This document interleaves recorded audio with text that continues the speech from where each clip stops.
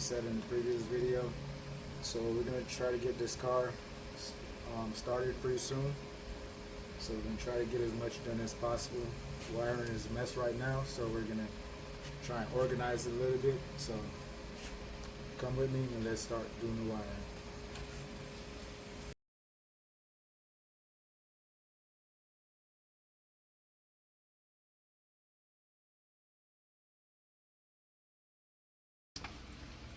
Okay guys, so right now I'm working on the power steering wiring.